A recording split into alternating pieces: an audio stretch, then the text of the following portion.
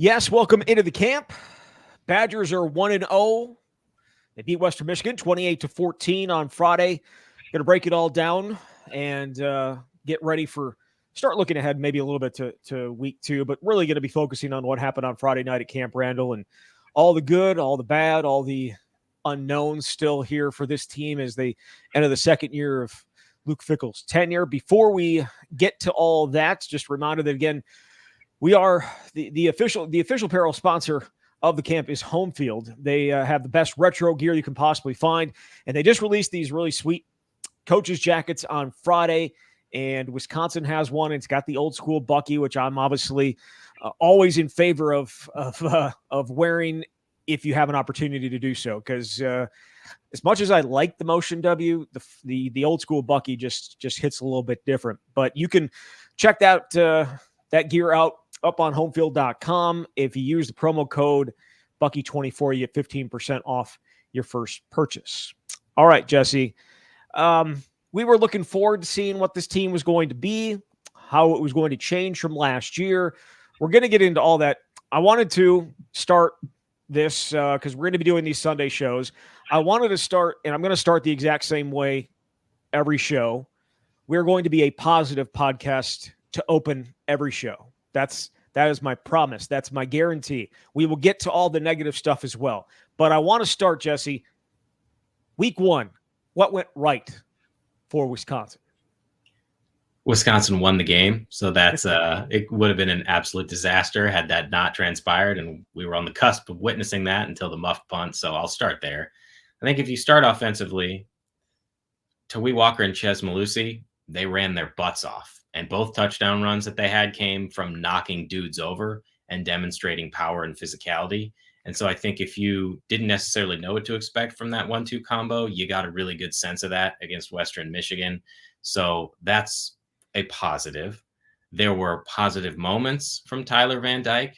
I think when he's able to get the ball out quickly, I realize they never really tried to throw the ball downfield, but when he threw some of those shorter throws, he had some success.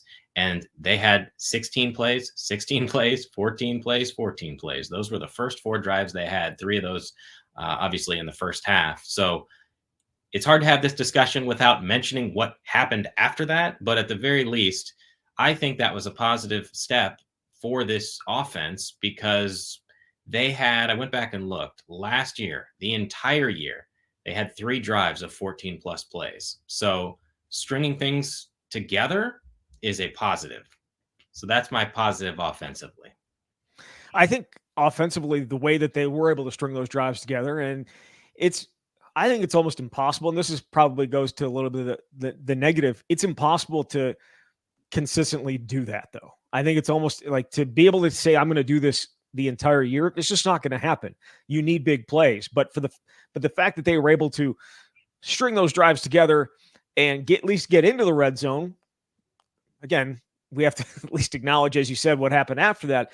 But those are not things that I think we saw a ton of last year, where they were able to put things together that allowed them to stay on the field for an extended period, right? I know that they were really good for the Big Ten wise on third down, but they were even better the other night in staying in good spots. And then fourth down as well. They were horrible on fourth down last year. And on that first drive, we got to see them convert on fourth down. So that's certainly a positive. Those long drives, certainly a positive. Going to the other side of the ball for you, where does some of the positives stand out on that? One other offensive positive that is worth mentioning are the slot receivers, Will Pauling and Tretch Kekum. Yep. And it's very clear those guys are going to be 2 of Tyler Van Dyke's favorite targets, and Bryson Green also. But that is worth noting because those guys were playmakers. Tretch got his first opportunity offensively at Camp Randall Stadium, and though there weren't a ton of passes thrown his way, you see how dynamic he is. So wanted to mention them. Defensively, hey, Xavier Lucas, he got a big interception. We've been very high on him for a while, and so I thought that was notable. They gave up 14 points. I mean, it wasn't great that Wisconsin got a lead, and then Western Michigan went 16 plays and scored. But at least it wasn't consistent 15-plus play drives. it's hard again to have this conversation when defensively I want to look at, the pressures and the sacks and the TFLs and like those really weren't there. And I don't necessarily know that there was one guy who was a major standout, although there were obviously a handful that showed up. Yeah. So I continue to think that the run defense and some of the struggles there, and again, you look at what Western Michigan did on the ground, you would sit there and say, oh, it's not like they ran up and down, and all over Wisconsin. When you look at the numbers, right? Like they were under 4 yards a carry. They had 120 yards, 3.6 yards per carry, but it felt like, especially with Buckley, that they had that there was some success happening when they handed it off to him. But the one time they didn't have success, and it was a huge play, was the fourth down stop that they got after Wisconsin took the lead, right? They go up 21-14, and Western Michigan trying to answer, and they get to midfield, and they got 3rd and 1. They don't get it. 4th and 1. They don't get it. Largely, I mean, I thought it was a defensive wide stop, but certainly you could point to the defensive line not giving any ground. Hunter Wohler coming over the top, and then obviously Aaron Witt coming off the edge and making sure that he didn't get it. That to me was almost essentially the game right there, because then you're putting Wisconsin's offense on a short field, and as we saw in fall camp, you put Wisconsin's offense on a short field, they're gonna score. I mean, how many times did we talk about the first team offense, even against the first team defense, put the ball at the 40, they scored plenty. Right? We never saw them drive down the field the entire way and score against the first team defense, but we certainly saw them score plenty of times in those shorter field situations. And of course, that's exactly what they did. They went down and Tyler Van Dyke scrambled and got it in for the score. So I think that defensive stop was big. And they put up some resistance there at the goal line as well before Western Michigan was finally able to get in. So that there were some positives there. And coverage wise, I mean, they didn't even try and throw at Ricardo Holman. I think Pro Football Focus had him as like one target on Friday night. That was not an advanced passing game. They were missing their best wide receivers, so I don't know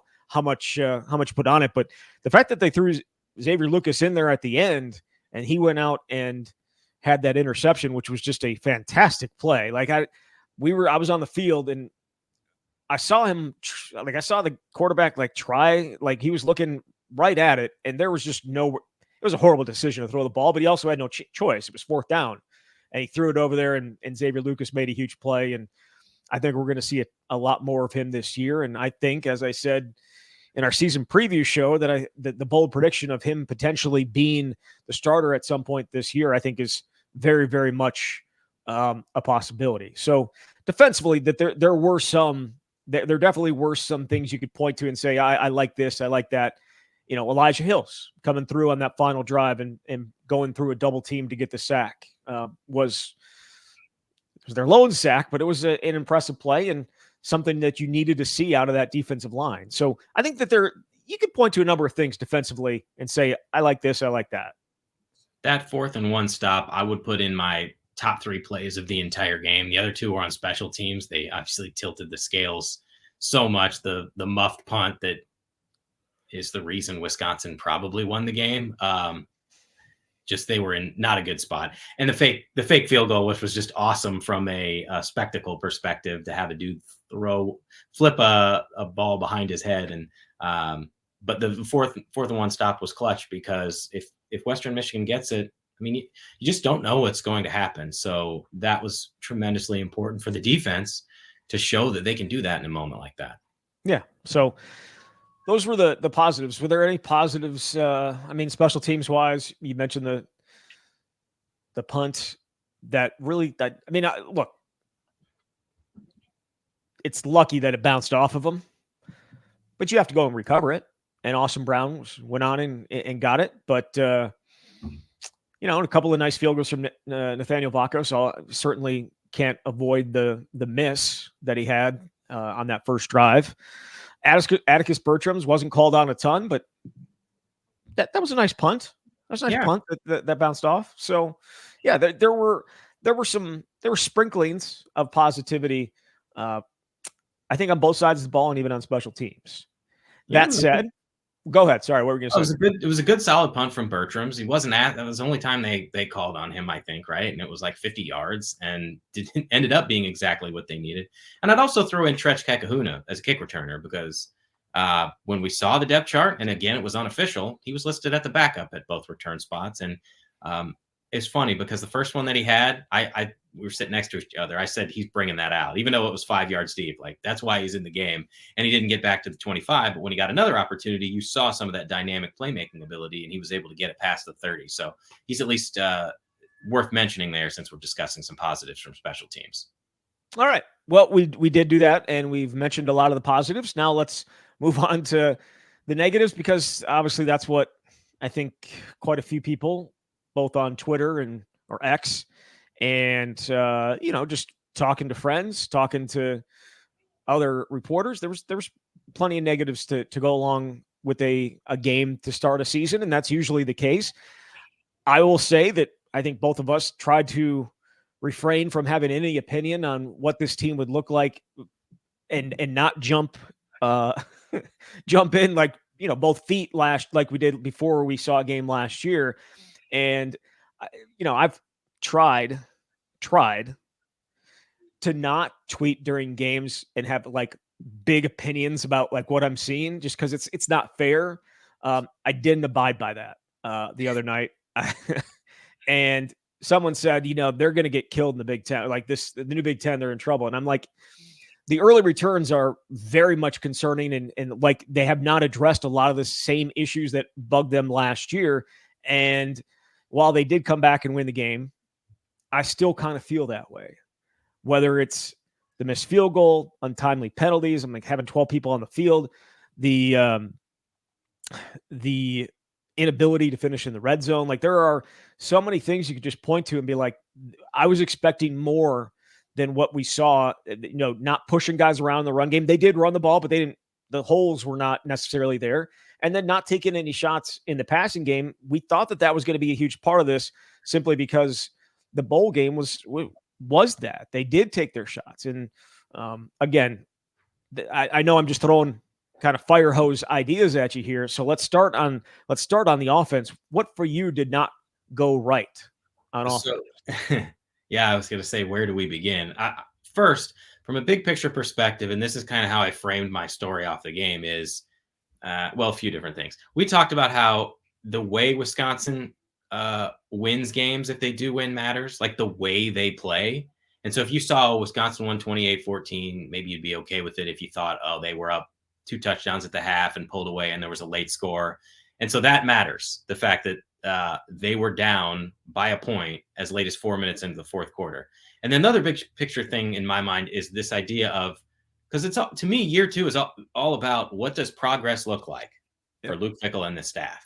And it was hard to come away from that game feeling like they made progress, or for a fan base who's been hungry for that to say, yeah, that's progress. So I think that context matters of, yes, it was a win, but the way they won lends itself to a lot of questions. So offensively, the questions. Look, the running game, I talked before about Ches and Tawee, and they ran hard and they ran with power, and neither guy averaged more than 4.4 yards per carry. And it was interesting because Ches was talking about how the defense of Western Michigan really tried to stop the run, and Tyler Van Dyke was talking about how the defense was playing, this cover 3 with a high safety and just taking everything away deep. So I thought that was interesting, and yeah, go ahead. I was just gonna say, where does that open up then? Right, it opens up the middle of the field. It opens up the intermediate stuff, and it opens up what should have been a little bit, maybe a little bit more play action. Get guys to bite, and you have some more area to throw in the middle of the field and in the intermediates. And, they did that somewhat, but it felt like that there were more opportunities than maybe that they even than they took advantage of. And yes, you can't dink and dunk consistently, even though that's exactly what they did, 16, 14, like that. That is essentially dink and dunk in your way down the field. But you did take one shot to Bryson Green. And I Luke Fickell talked about playing the three deep, whatever, or the guys playing deep and not allowing anything over the top. It felt like at times they were a lot of single high though as well, and that is certainly because of having guys down around and trying to stop the run. Those feel like opportunities to take shots, but again, I'm not the offensive coordinator, and I'm not going to pretend that I'm any type of football mind. It just felt like at times that there were some opportunities, and they didn't try to, and we were under the impression that they were going to do that. Right. Luke said the plan after the game. He said the plan was to try and run the ball, establish this physical identity, and maybe that means that you're not going to take as many shots. And the numbers certainly bear that out. Tyler Van Dyke threw 36 passes, and according to True Media, which is a service that we use, only 3 of them went 15 plus yards in the air, and none of those 3 passes were completed. So you said going into week 1, you wanted to see what this passing game looked like in terms of making progress and taking a step forward, throw it all over the field. And they just did not do that. And so that doesn't mean they're incapable of it, but it does sort of sound some of the alarm bells about look, you're doing this against a Western Michigan team that was 4-8 a year ago. So that's part of it. What we saw in the passing game, the lack of big explosive plays. I think some decision making from Van Dyke. A couple passes probably should have been intercepted. There was one that he threw in the end zone that they were fortunate that wasn't picked off. And of course, the play where he ended up scrambling and just kept the ball way too loose in his hand. And as he was being pursued, lost the ball. Nobody's going to be perfect in week 1, certainly. So I want to allow some grace for that. But you're judged very heavily when you're the starting quarterback at a Big Ten program. And so he was a mixed bag, just like I think this entire offense was a mixed bag. And you can't deny the lack of red zone efficiency, which Luke said was probably the number one bugaboo from that first game. You get into the red zone the first 4 times and you have 1 touchdown. That's just not going to cut it when you get into Big Ten play. So you want to be positive about the fact they established some of these long drives, but you got to be able to punch it in. And I think that's been something that has been talked about for quite a while under Phil Longo is whatever variation of the air raid that he runs, okay, you can stretch people out. But when you get into the red zone and it's more condensed, it can be more of a challenge. And so that's something that needs to improve as well. See, but they didn't even stretch people out. Yeah. You know what I mean? Like you get in the red zone, it should be exactly what it's been through the 20s because it's not like I guess, again, the threat of, being vertical is different outside, in between the 20s than it is inside the red zone. So there's that. But I always go back to what Phil Longo described his offense to us when in his first meeting with the media back in January of 2023. And he said, this was just simplified. I mean, it was a longer answer, but stretch them horizontally pre-snap, stretch them, vertically post-snap, and then find a way to get them the ball so they can go and be athletes. And certainly stretch them horizontally. That's what they do, at least pre-snap, but stretching them vertically just didn't feel like it happened and didn't allow enough of the athletes to get the ball in their hands and let them go be athletes, right? Like Will Pauling had 6 catches. Tretch had 3. They threw 36.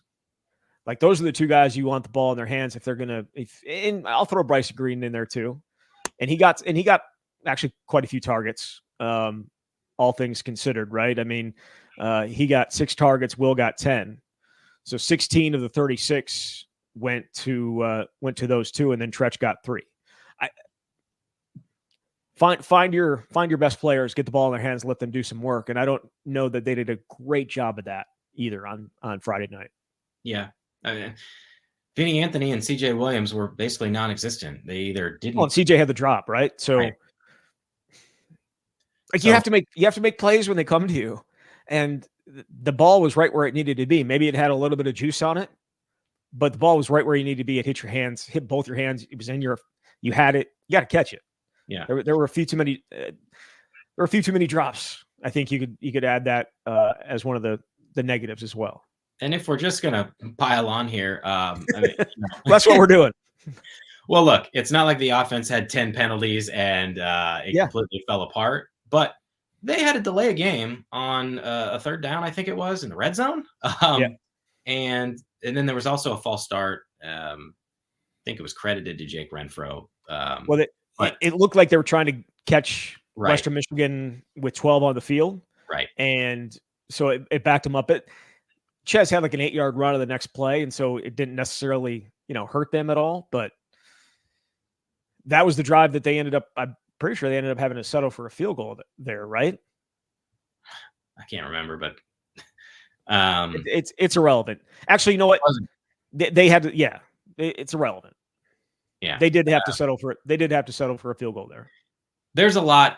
There's a lot to work on all sides of the ball, and obviously, I think the thing about this too is, I look at what game 1 a year ago was against Buffalo, and Wisconsin won that 38-17, but was only up by 4 at a certain point in the third quarter, and it was a foreshadowing of what we were going to see the rest of the season. And I think the concern has to be, whether fair or not, this is what we do. It's overreaction week 1. Is what we saw indicative of what we're going to see? Because it's going to get a hell of a lot harder here moving forward.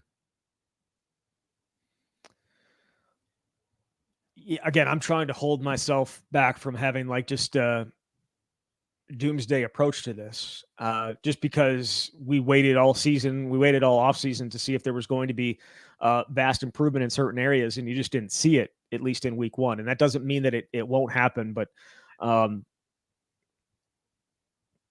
yeah, I don't want to have like big program 30,000 feet discussions off of this game. Yeah. I mean, I certainly could. And perhaps those are conversations that I'm having privately, in my own mind, but I don't know that we're there yet to do that, even though I know that there are certainly people that want to. Right. And you don't have to ask those questions, that type of question right now, but it does lend itself to wondering about, well, how much better, if this team is better, are the Badgers now compared to what we saw before? Because what we have to go on are the 60 minutes that we just saw. And because there wasn't market improvement, it's hard not to think that, at least. Yeah. So we have plenty of Twitter questions to get to. So we'll start with those here. The first one is from the Red Shed. It says, really, no major mistakes. Felt like a game versus that ping pong player who never takes a chance. Did Longo not take big shots because they were worried about winning, or because they didn't want to show their hand ahead of Alabama? I just don't believe that somebody would withhold an entire part of a plan because of what could happen 2 weeks from now.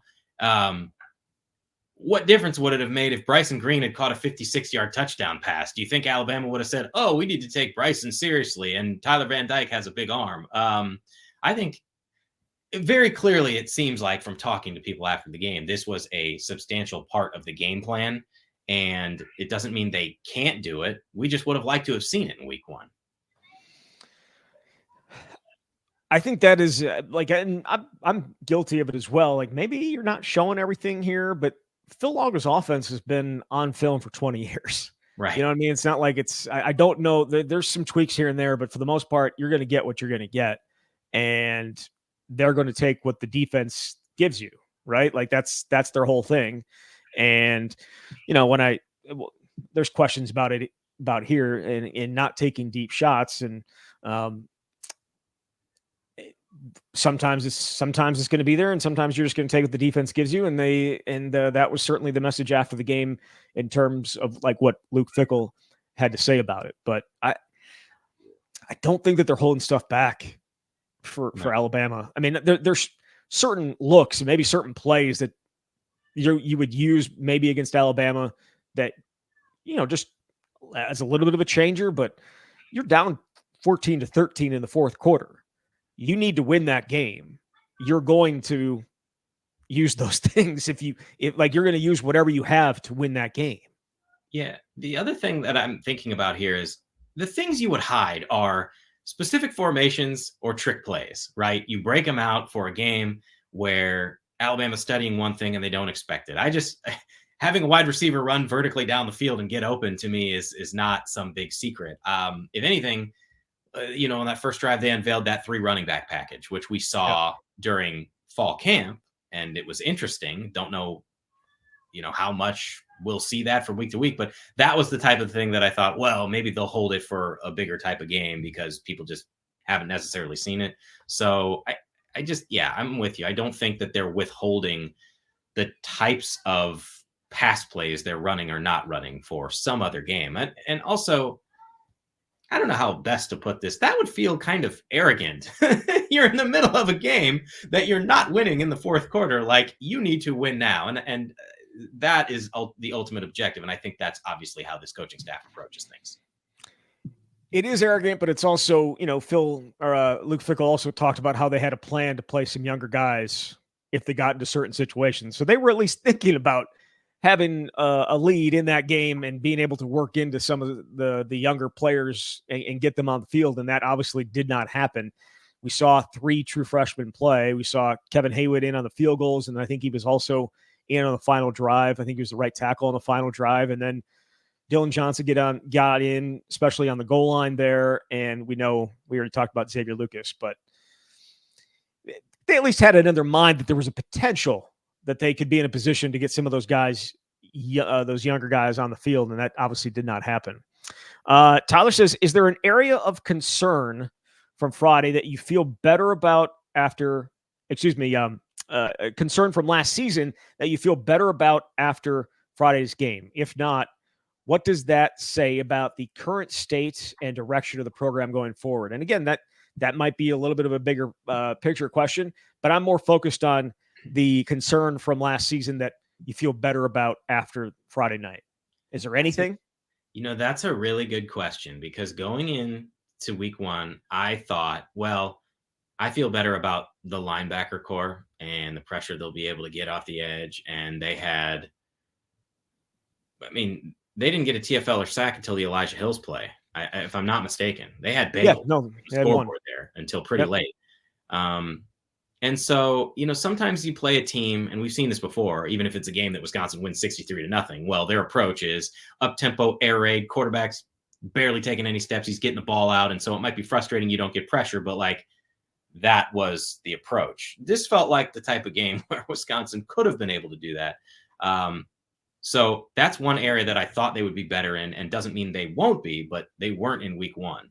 Beyond that, I'm wondering and really maybe struggling to think about what is substantially better. I certainly feel good about the running back combination, but you'd like more yards per carry on average.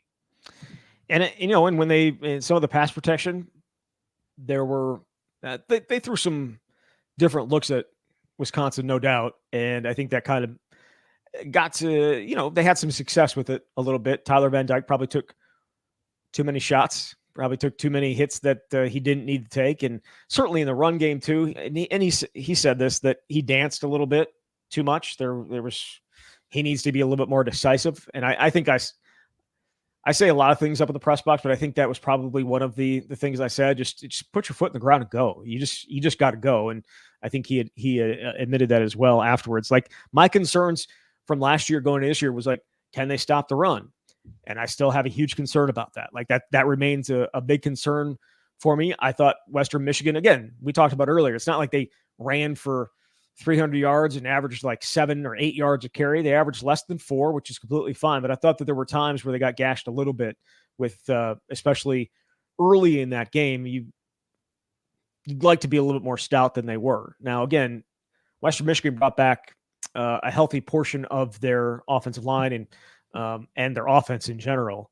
And so that certainly plays a role, but they didn't really have a passing attack, right? They were not a great passing team. So that was one of my big concerns coming in, and it's still very much a concern.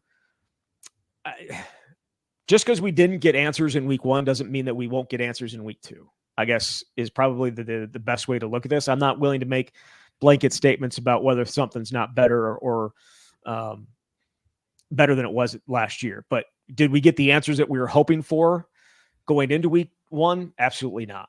The questions still very much remain. What that says about the program, I think maybe we'll wait until after week 2 maybe to have that discussion if things look exactly the same. B+ performance. I can barely read these. I made them way too small. B+ performance. Final score right might not show how well they owned tempo and physicality most of the game. Can this be replicated against the higher echelon of teams? Does this game give you more or less hope when playing Rutgers, Illinois, Northwestern type of Big Ten teams season long? That one is in part, you like you're just saying, you want to hold off a little bit before you get a larger sample size. I think it's easier to come away from this game discouraged as opposed to encouraged, because it goes back to the kind of progress there was. And, maybe things obviously would have been different if any of those other drives were touchdowns early on. Would make you feel better about the fact that they had 4 consecutive lengthy drives, but that's not ultimately what happened. There are certain things you see that make you wonder whether they're going to be competitive against the upper echelon teams and what it would look like against the teams that are sort of mid-level right now, or that you used to beat all the time. Yeah. I think that may be more when we're talking about playing those type of teams. It's teams that you have routinely beaten for the last 20 plus years, and now have obviously become more and more difficult games. I think that B+ performances. I'd like to have that. I'd like to have Nate as a teacher growing up, because I would have made a lot better grades, I think. Not to take a shot at Nate. That's his opinion.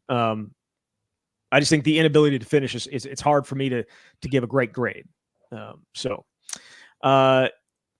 John says, you and Jesse said during fall camp that you thought this team was better and more talented than last year. What did you see that made you think that, and do you still believe it? So, yes, I think I put this near the bottom of my story too, that there was momentum, or the feeling of momentum in practice, and it always comes with a caveat that you don't know until you get into the games. I talked about the linebacker core. They were making plays consistently. I think it's also worth mentioning this. What would it have looked like if they didn't have James Thompson Jr. throughout all those practices? That's an important part of this. We're talking about the run defense and what it looks like. But so there's that. The offense was making plays, but they made plays a year ago too. I still think there's a high ceiling for Van Dyke and what he's capable of. And I would like to see what it looks like when they take more shots down the field. And maybe they don't have the playmakers, but I don't believe that. I think they've got a couple guys that can do something with this offense. So again, this is unfair, because now I'm looking back at it now. You always had that sneaky that voice in the back of your head saying, this just doesn't make sense. This doesn't look good. This doesn't make sense. They're not making enough plays. They're not, this first team offense, not being able to move the ball whatsoever against the first team defense, for long stretches. This doesn't feel right. This doesn't feel good. This doesn't make this, what is this going to look like on the field? And especially after last year, that little voice in my head just was always there. I don't want to be that guy. I don't want to be that negative guy all the time. So I'm going to sit here and say, do I still believe that they have more talented places? I do. It didn't play out that way on Friday night. And maybe Michigan, maybe Western Michigan turns out to be a good team, but I think what happened on Friday night was a lot of Wisconsin and, shooting itself in the foot in certain situations. And, we haven't even talked about we didn't even talk about the fake field goal when we were talking about some of the negatives, but I mean, I know you love that play. I get it. I get that you love that play. I don't know who you put that on. I guess coaching, I don't know. They'd already missed a field goal, so maybe it made sense. They ran him out there late, so maybe it's something that you're not even able to communicate to guys. But Jake Chaney kind of shrugged his shoulders when we were talking about it afterwards, and him saying, that guy must have played soccer. That kicker must have played soccer. He was absolutely burning, and it was a great play, and props to them and all that good stuff. But it feels like there were that 12-man penalty on there were a lot of some of the same things that popped up last year that bothered fans so much. And kind of like spoke to some of the concerns around the coaching staff. Felt like they popped up again on Friday night. And again, that's one game, and it doesn't necessarily mean that's what it's going to be. But you, at some point, what you consistently see from last year into this year starts to become fact and starts to become who it is and who they are. And that's a little concerning. But again, not trying to be negative about it at all. I'm just saying like that in the back of my head a little bit. So, how would you grade the outside linebacker play? Matt asks. The run defense didn't help, but I thought they got very little pressure when they had him in 3rd and long. Well, how many times were they in 3rd and long? I don't know. That's a good question. Yeah. I just, how many times did you hear those guys' names called is what I think of. That's like when Nick Herbig was here, and you can go further back than that, obviously, if you want to. They've had plenty of good ones. You would hear those guys' names called all the time. And, I think Leon Lowry had some plays early. Daryl Peterson didn't hear a ton from John Pius. Now, Aaron Witt, like you're saying, got half tackle on that huge 4th and 1 play. So, he's worth mentioning as well. I think they have more to give is what I would say. Going through and looking at the 3rd downs, I mean, Western Michigan was only 3 for 10 on 3rd down. They had the distances were 8, 6, 7, 1, 1, 8, 8, 10, 3, and 26. They missed on their last 4. So, I mean, they had some 3rd and short, but they also, they were in 3rd and long in 1, 2, 3, 4, 5, 6, 7. 7 of the 10 were long distance, and they converted 2 of them. So, if they didn't get home, they didn't get home. But I also thought, and again, I haven't gone back and really dived into exactly what all those 3rd downs looked like, but it felt like at times that they were at least acknowledging that they needed to keep some extra people in to block as well. But I think we're both expecting more from the outside linebackers than maybe that we saw the other night. So Taylor says, this is the 2nd year of slow starts. Feels like the Badgers have done this early against inferior teams for even longer. What do you think they need to see, or we need to see next week for fans to go into the Alabama game thinking this time it might be different? It has to start in the trenches, right? I think it's everything people needed to see in week 1. Look, if you want to go into week 3 feeling like there's a legitimate chance, then you better dominate the hell out of South Dakota, even if they're a top 5 FCS team. And yes, that starts in the trenches. You're going to give the ball to Ches and Towee 35 times a game. You need some big runs. You need some big pass plays, and the run defense has to be better. Ultimately, a blowout is what you're looking for, just to feel like you've got a legitimate chance. But we're talking about, I don't know. I just don't know that if Wisconsin is at that level yet for you to feel that type of confidence. And I don't know, honestly, what week 2 is going to look like, because we've seen those Dakota schools, they give programs fits. They are used to winning, and they don't care if they're playing somewhere else in front of 80,000 people. So I think it's going to be a challenge. Yeah, I mean, North Dakota, what did North Dakota do on Thursday night down at or out at Colorado? Gave them everything they could handle, almost beat them. And, you look at South Dakota State, I think was played an FCS or an FBS team. And Oklahoma State, was it? I think, and they gave them a game for a little bit. And Iowa State was in a battle, right? Yes, Oklahoma State won 44-20, but it was a closer game. That game was against South Dakota State. They have, and and Iowa was in recent years, it was kind of offensively challenged, but those teams always seem to go into Kinnick and give them problems. So I think South Dakota State, or excuse me, South Dakota is probably going to be a tougher test than Western Michigan was, and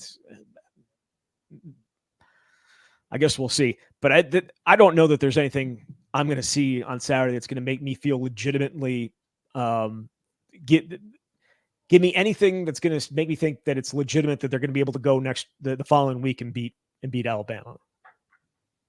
I needed to see more this past weekend, and they could throw the ball all over the place against South Dakota, and maybe I'll be like, oh, okay, yeah.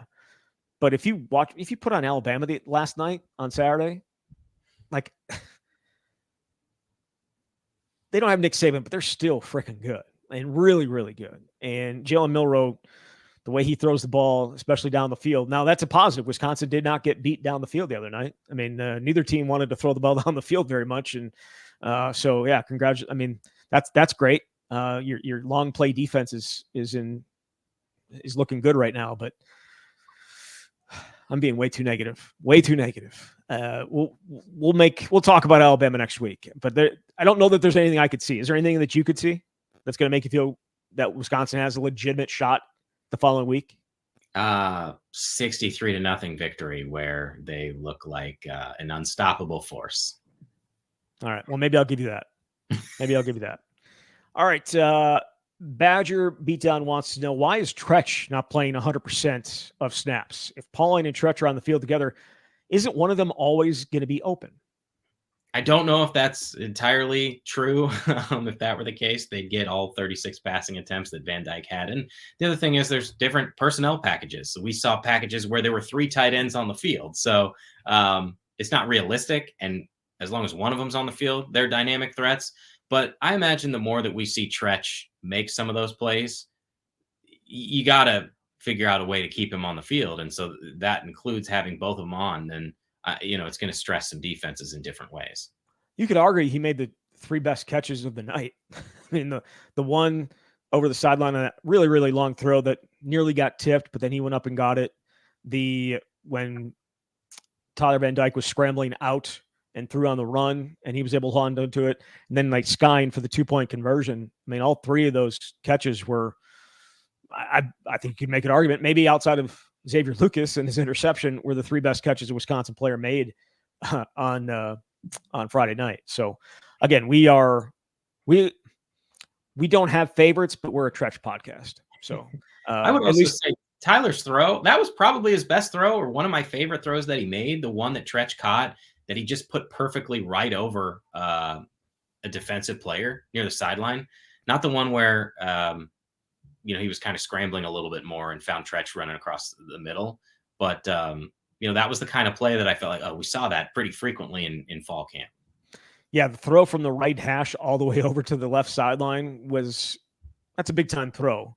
And just barely got over the defensive guy's head. I was like, the throw was really nice. I think the catch is even better just because a guy's coming right there. His hands flash in front of you, and you're still able to grab it. I think that was pretty impressive on Tretch's part. Pete says, deep concern for the season or a fake field goal in red zone effectiveness away from being a blowout. Dink and dunk or taking what they gave us. Seems like fan base is caught between being doomers and gloomers. We're probably somewhere in between, but want to hear your opinions. It's somewhere in between because you can rationalize anything. You can say, if they had scored the touchdown or 2 on those long drives, the game would have been completely different. And that wasn't the case. And all you can go on are what the actual results were. And now we have a database of a full season to compare it to and know what we saw a year ago. So it's tough because when it's just one game, I feel like you can't help but have a strong reaction and maybe an overreaction. On the other hand, you've got to go on what you saw. And that the totality of what we saw is not good enough for what Wisconsin football needs to be. Well, Tony says, does the leaky middle of the defense concern you? Yes, I feel like we've addressed that. And you're right. There it's not like Jalen Buckley went off for 200 yards, but there were certain moments where it felt like a Western Michigan team was having its way a little bit, and they deserve credit. Buckley was the MAC freshman of the year a year ago, but yes, that's got to be a concern moving forward. How is he still at Western Michigan? You would have thought somebody would have come in and given him some money. Program guy. Yeah. We'll finish with this one. Chris, so our our friend at the Wisconsin State Journal, Badger Extra, Jim Polzine, wrote about how he doesn't think that they have enough playmakers. So Chris is asking, would like to get your take on Jim and the lack of playmakers. I feel like you guys spent a lot of time in the preseason talking about playmakers on both sides of the ball.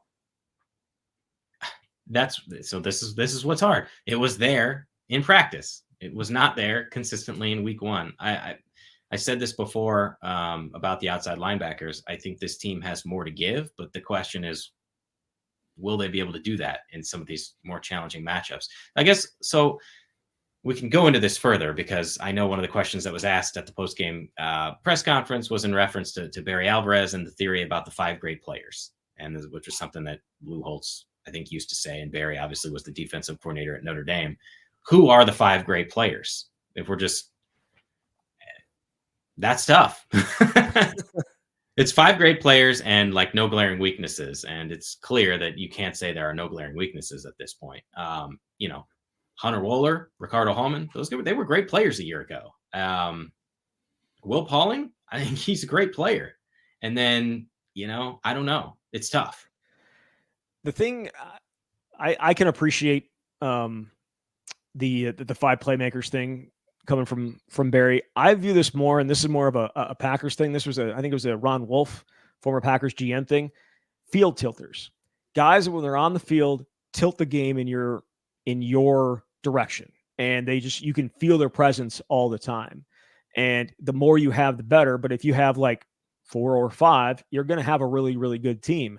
And I don't know that, you could say that Ricardo Hallman tips the scales in your favor, but when they don't throw the ball to him, he doesn't have a choice. He doesn't have a chance to have an impact on it. Like, I guess he is having an impact on it if they're not throwing it his way, and that means that they're throwing to other people.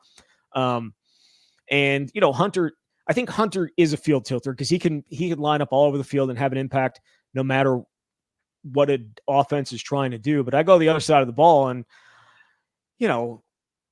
like there's no Jonathan Taylor field tilter. There's no, like, in my mind, like a Quintez Cephas, like he was a field tilter in 2019. They don't. I don't know that they have that now. Will Pauling's a very good player, and I think he's probably the closest thing they have to a field tilter that we've seen. I'm not saying that there's young guys that potentially could be that, but I don't see a ton of field tilters on the offensive side of the ball right now. Yeah, I think that's why we saw what we saw in week one. So, but in terms of playmakers, I think that they have young guys that we could potentially see eventually climb into that. And because we didn't get to see some of those guys the other night, then perhaps maybe that colors the view that they don't have them.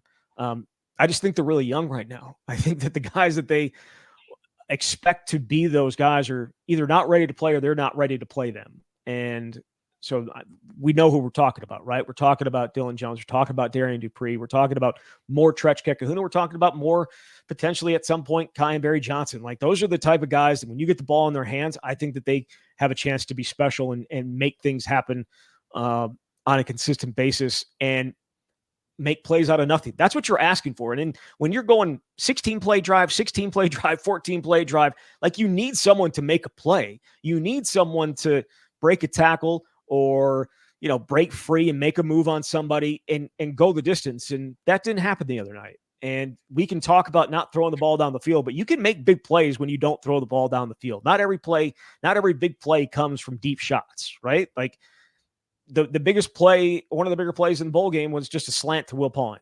And he took it and he went the distance.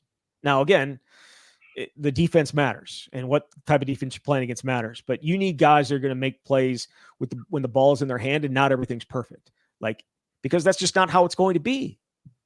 That's just not how it's going to be. You're not going to have a perfect team or a perfect drive or anything like that. That's just not.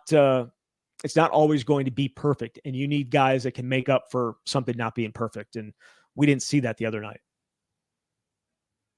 So, all right. We will be back on Tuesday as we look ahead to South Dakota and week 2 for the Badgers. There's still one game left this weekend. Tonight, we're talking on Sunday, so USC and LSU are going to play tonight, I believe. We're 3-3 so far. We're both 3-3 in these in our 7 picks. So the decider for week 1 will be tonight. How you feeling about that? You don't even know you don't even know who you took. I had a terrible week. You don't even know who you took tonight, do you? No. All right. We'll talk on Tuesday. Jesse, thank you very much. Thanks, Zach. All right, there he is. Jesse Temple from The Athletic. You've been listening to The Camp.